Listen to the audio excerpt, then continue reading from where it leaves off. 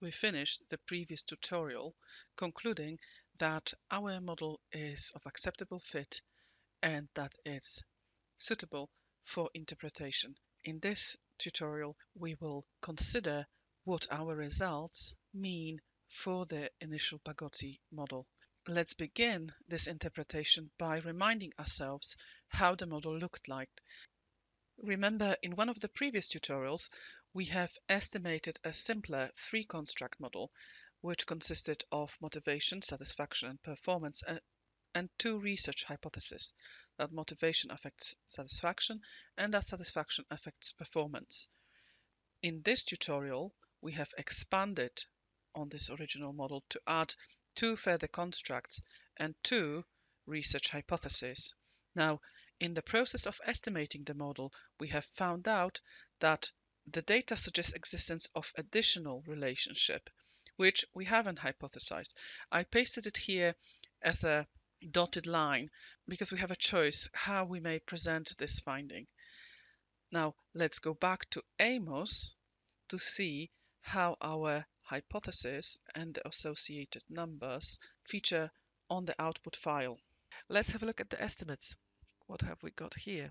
We have insignificant relationship between performance and job satisfaction, and everything else is significant, although that self-esteem and performance is probably quite weak.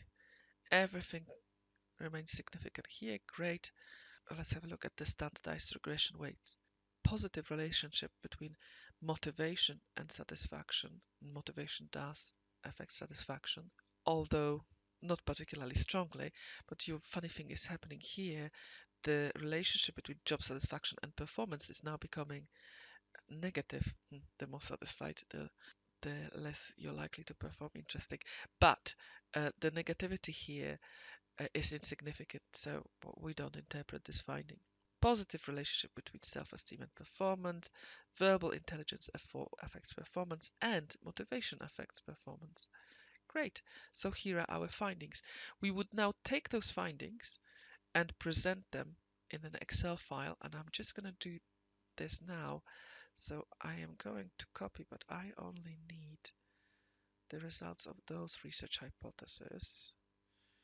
Right, copy them into my Excel file, which at the bottom has, right, and copy it here, paste, and I will copy the standardized estimates.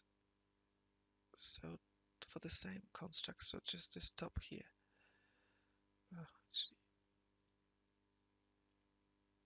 copy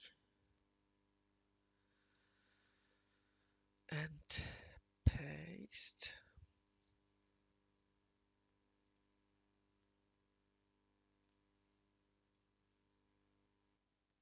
Okay, so here is a table where I copied and pasted our research hypothesis and the standardized estimates.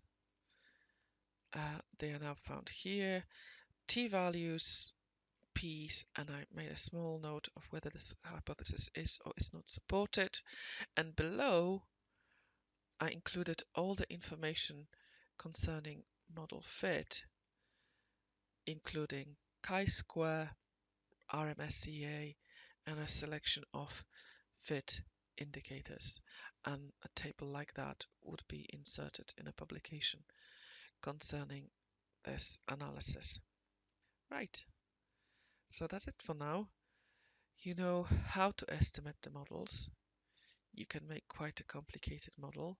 This tutorial closes our basic introduction to SEM, and the next few tutorials are devoted to advanced topics.